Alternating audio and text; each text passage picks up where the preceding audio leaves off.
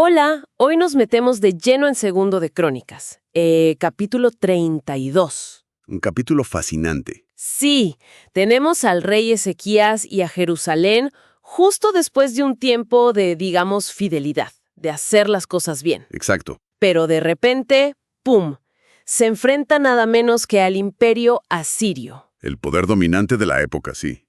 Con el rey Sennacherib al mando. Una amenaza enorme. Totalmente.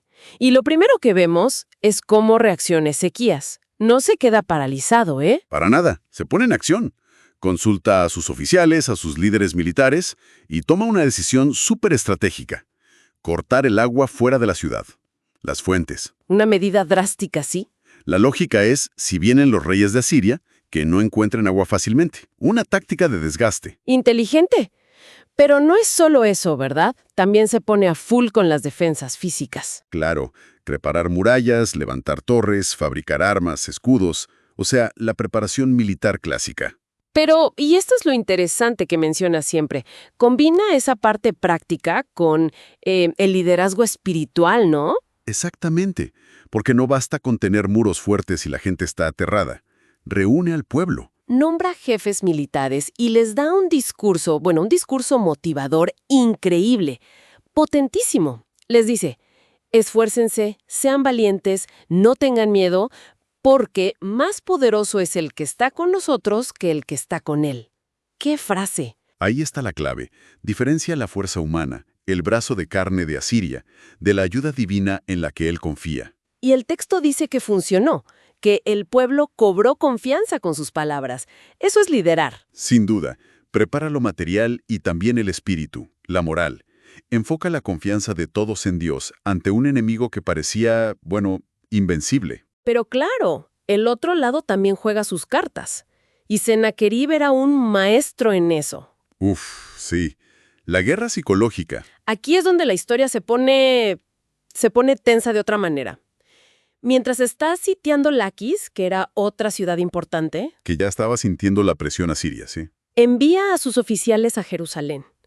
Y no van solo a mostrar músculo militar. Van con un mensaje calculado para destruir la moral desde adentro, directo al hueso.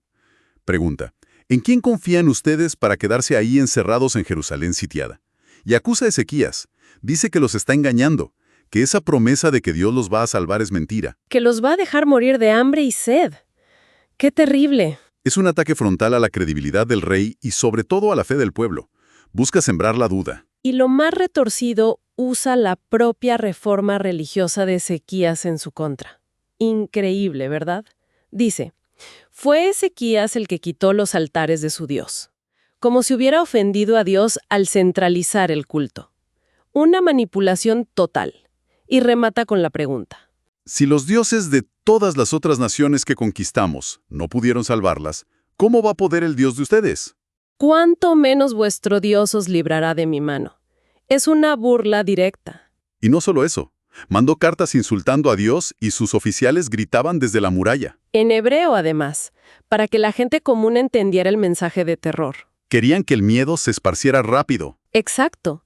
Y lo más profundo es cómo compara al Dios de Israel con los dioses de los pueblos de la tierra, que son obra de manos de hombres. Intenta rebajarlo, quitarle su poder único. Es una guerra espiritual declarada. Quieren quebrar la voluntad de resistir atacando la fe, totalmente. Y ante todo esto, esta avalancha de amenazas y burlas, ¿qué hacen Ezequías y el profeta Isaías? No responden con más gritos ni propaganda. Se ponen a orar. Buscan a Dios. Un cambio de estrategia radical, digamos. Y el relato bíblico dice que la respuesta divina fue, fulminante. Sí, se habla de un ángel del Señor que entra al campamento asirio y extermina una gran parte del ejército. Guerreros, jefes, oficiales. Una intervención directa y masiva. Así que Sennacherib tiene que levantar el sitio. se retira avergonzado, humillado, de vuelta a Nínive, su capital. Y el final para él es tremendo también. Irónico y trágico. Es asesinado por sus propios hijos y nada menos que en el templo de su dios Nisroch, el dios que no pudo protegerlo. Para Jerusalén, en cambio, es una liberación total, casi milagrosa. Definitivamente milagrosa, según el texto. Y claro, después de esto, la fama de Ezequías crece enormemente. Y su riqueza también. Pero la historia no acaba ahí, en la cima del éxito. No, la vida sigue. Y viene otra prueba. Ezequías enferma, gravemente, a muerte. ¿Y de nuevo qué hace? Ora, llora ante Dios, le pide más tiempo. Y Dios escucha. Le da una señal increíble, ¿no?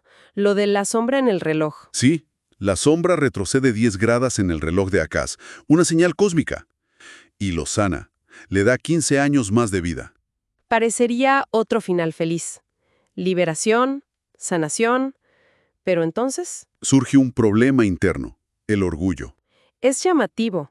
El texto dice que su corazón se enalteció, que no fue agradecido como correspondía. Después de todo lo que había recibido. Es una advertencia fuerte, ¿no?